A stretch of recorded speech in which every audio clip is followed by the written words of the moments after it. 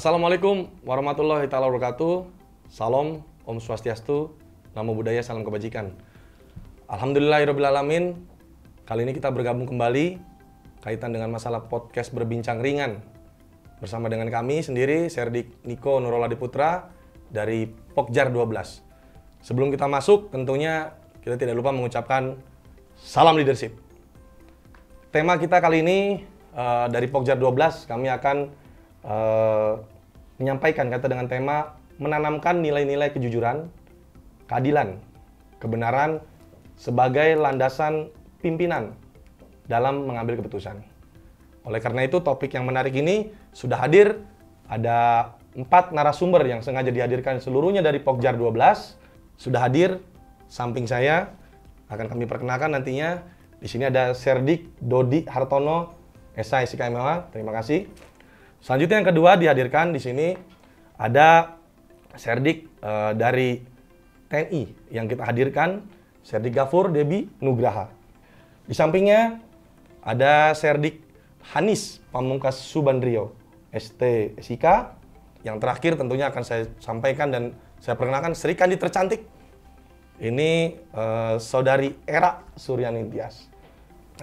Yang akan kami sampaikan di sini berpusat terkait dengan masalah bagaimana menanamkan nilai-nilai kejujuran, kebenaran, keadilan dalam mengambil keputusan seorang pimpinan. Baik, pertanyaan pertama tentunya kita akan sampaikan kepada yang punya tugas untuk mencetak, seorang perwira-perwira Polri ke depannya, yaitu dari narasumber kita, Serdik Dodik. Pertanyaannya kita mulai dari dasar. Mengapa nilai-nilai kejujuran, kebenaran, dan keadilan sebagai tema topik pembicaraan kita kali ini itu dianggap penting, bahkan dijadikan sebagai landasan untuk mengambil keputusan? Silakan sebagai narasumber untuk bisa menjelaskan. Terima kasih. Terima kasih atas kesempatannya yang diberikan oleh Serdik Niko. Jadi berkaitan dengan kejujuran, kebenaran, dan keadilan ini menjadi landasan atau tonggak dalam kita memberikan atau mewarnai para perwira polisi yang di masa mendatang, ya, Taruna Akpol sebagai penerus generasi kita ke depan. 3 kata ini harus benar-benar dipegang, ya. Kejujuran, kebenaran, keadilan.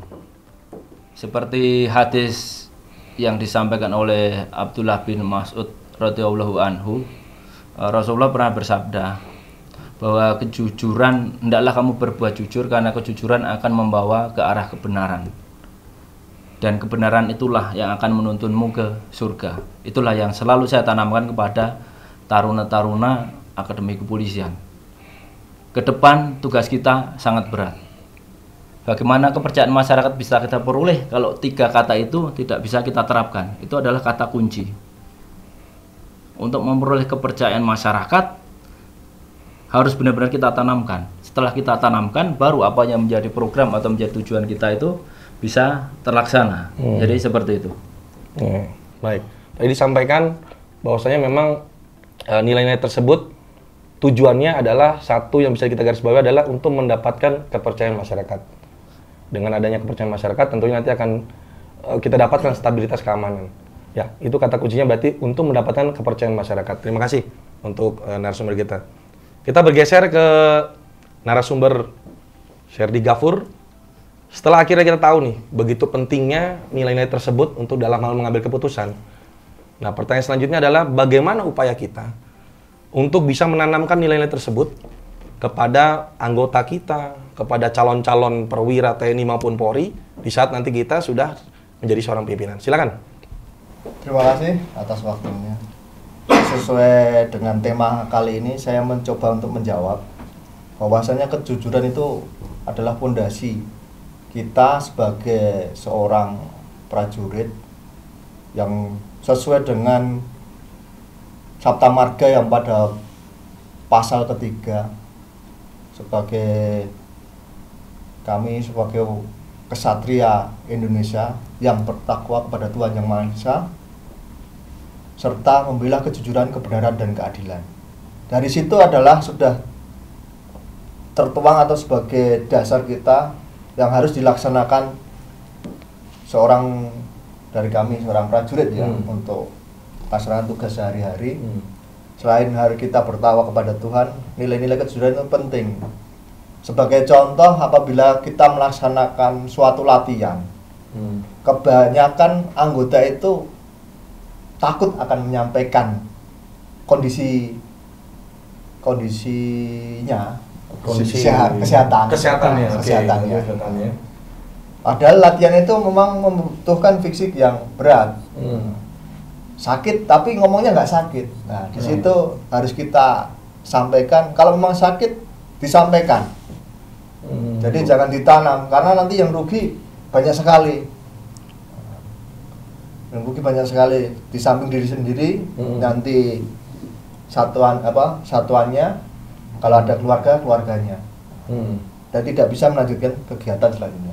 Mungkin itu yang bisa saya sampaikan. Berarti upaya kita untuk bisa menanamkan nilai tersebut tentunya harus diawali dari jujurnya seorang anggota tersebut, begitu maksudnya? Ya, kita harus jujur sampaikan. Kalau memang kondisi kita sakit sampaikan.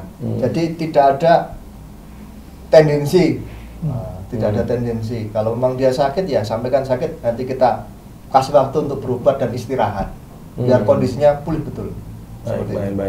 Baik, terima kasih dari Serdi Gopur kaitan dengan ini. Nah, sekarang kita bergeser ke narasumber kita. Ini pertanyaan yang sudah disimpan dan mungkin banyak yang menanyakan kaitan dengan hal ini. Karena narasumber kita ini sudah lama malang melintang di KPK dan ini akan kita coba tanyakan. Ya, ini mohon maaf, pertanyaan agak panjang sedikit ya. Karena ini pertanyaannya berdasarkan data yang kami dapat. Nanti mungkin akan kami sampaikan dari mana data tersebut. Berdasarkan LSI, Lembaga Survei Indonesia, ini kami ambil tertanggal 3 Maret di 2023 kemarin.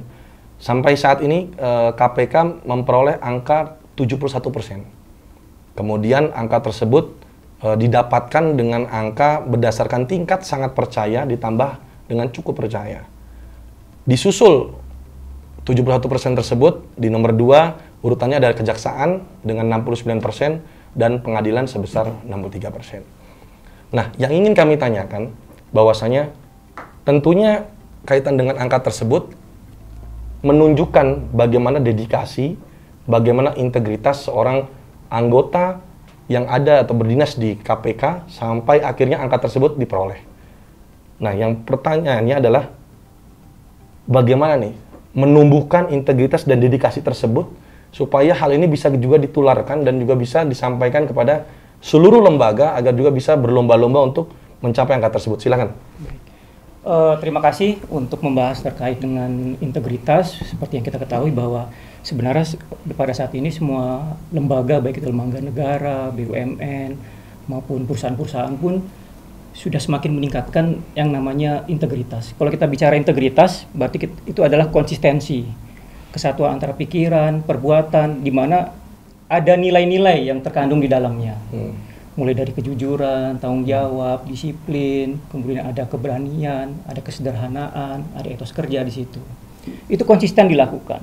Ketika bicara integritas yang dibangun di KPK, jadi KPK itu di samping membangun orang, dengan nilai-nilai yang mulai kita bergabung di awal di KPK, kita akan melakukan namanya induksi. Induksi itu kita ada penanaman nilai-nilai, internalisasi nilai-nilai kejujuran, kemudian keikhlasan, kebenaran, tanggung jawab dan sebagainya. Itu induksi. Saya melaksanakan induksi kurang lebih pada saat itu 3 bulan. Di samping kompetensi untuk menjadi seorang penyidik. Jadi ada nilai-nilai, ada nilai-nilai untuk membangun integritas, juga ada kompetensi. Jadi teknis-teknis yang akan kita lakukan pada saat kita melakukan pekerjaan, di mana saya adalah sebagai penyidik. Kemudian KPK juga membangun orang itu tidak hanya integritasnya dibangun, tapi juga ada pengkondisian. Dalam arti pengkondisian adalah seperti sarana prasarana untuk kita bekerja itu pun sudah sangat dicukupi oleh lembaga. Kemudian kebutuhan-kebutuhan dasar kita, misalnya kita bicara seleri, kemudian untuk kita kegiatan perjalanan dinas, kemudian alat tulis dan sebagainya itu sudah disiapkan oleh lembaga. Jadi insan KPK fokus hanya bekerja. Gitu. Fokus bekerja, bagaimana bekerja dengan maksimal, kemudian bisa bekerja sama juga dengan antar direktorat dan sebagainya. Jadi integritas itu tidak hanya dari sisi orang, tapi juga lembaga membangun.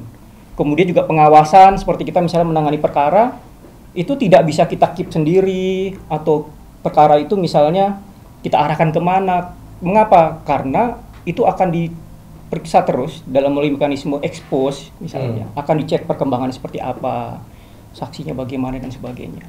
Itu bukan intervensi sifatnya. Bukan intervensi. Oke. Ya, jadi untuk digarisbawahi bahwa itu bukan intervensi dari pimpinan atau pihak-pihak lain dari penyidik, tetapi itu adalah bentuk controlling. Seperti itu.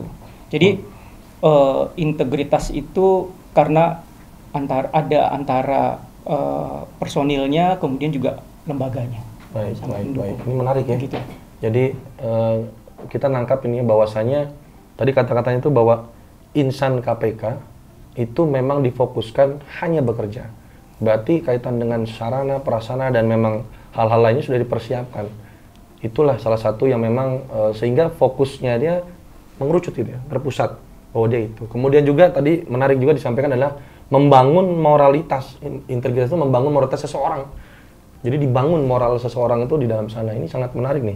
Dan bahkan beberapa kali expose tadi disampaikan, itu adalah salah satu upaya untuk bisa mengcover sehingga tidak terjadi mungkin tadi hal-hal tadi yang disampaikan ke arah mana dan sebagainya. Dan pengecekan dari pimpinan itu bukan bersifat intervensi. Nah, ini menarik nih. Bukan bersifat intervensi. Tapi kita simpan dulu untuk pertanyaan selanjutnya karena saya coba akan bergeser ya untuk narasumber Hanis. Disimpan dulu, nanti saya akan bertanyakan lagi. Saya coba di sini karena belum ditanyakan dari Sri Kandi kita yang paling cantik. Tadi sudah dikupas sedikit pada saat kami perkenalkan Serdik Era ini. Kita tahu bahwasanya Sespimen adalah salah satu lembaga yang memang untuk mencetak seorang pimpinan.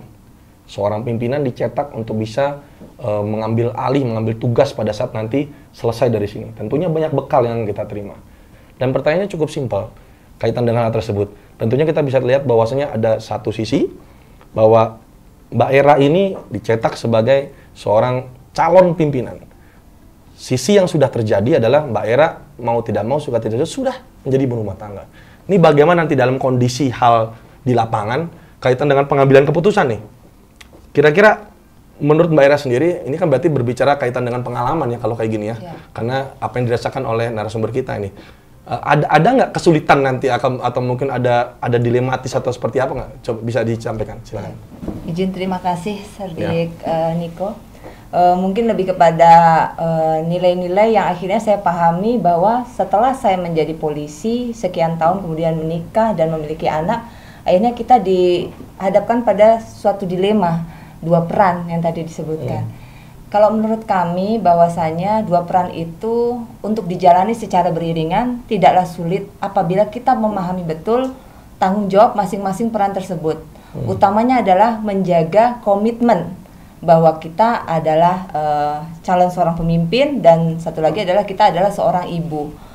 Pemimpin ini kita dipilih karena kompetensinya dan kebutuhan organisasi sehingga kita ditempatkan pada suatu posisi yang menempatkan kita sebagai pimpinan. Kemudian kalau untuk ibu adalah secara kodrat alaminya kita bahwa kita yang seorang wanita yang sudah menikah, melahirkan, membesarkan anak disebut ibu oleh anak-anaknya. Nah, ini memiliki tanggung jawab yang mulia yaitu membesarkan anak, mendidik anak.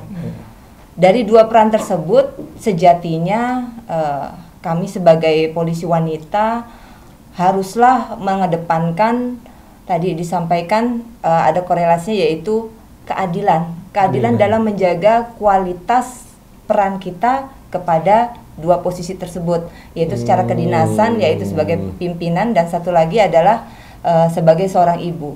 Kita harus jaga komitmen dan kualitas tersebut supaya posisi kita sebagai seorang manusia dapat memberikan rasa keadilan kepada dua pihak yang merupakan tanggung jawab kita di dunia ini dan utamanya adalah tanggung jawab kita kepada Tuhan, seperti itu.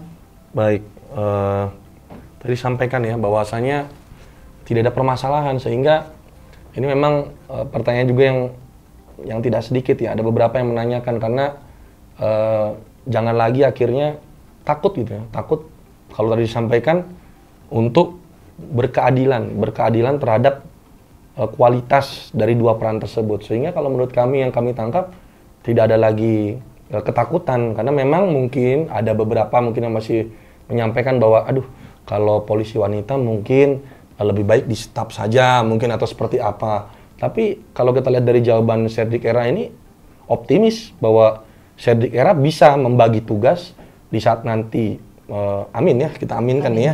Amin ya, kalau nanti memang diberikan waktu, kesempatan, umur panjang memimpin suatu wilayah, dia juga punya kualitas untuk bisa tetap menjaga perannya sebagai ibu rumah tangga. Nah, itu yang bisa kita tangkap. Terima kasih. Itu rekan-rekan yang bisa disampaikan dari kami, dari Pokjar 12 Sespimen Dikrek ke-63 untuk saat ini. Tentunya masih banyak pertanyaan, tapi karena keterbatasan waktu yang ada, kami mohon pamit dan kami mohon undur diri. Sebelum kami tutup, kami akan tutup dengan sebuah pantun. Kopi pahit jangan diminum. Cakep. Kami pamit. Wassalamualaikum. Terima kasih. Wabillahi taufiq wal hidayah. Wassalamualaikum warahmatullahi wabarakatuh. Terima kasih.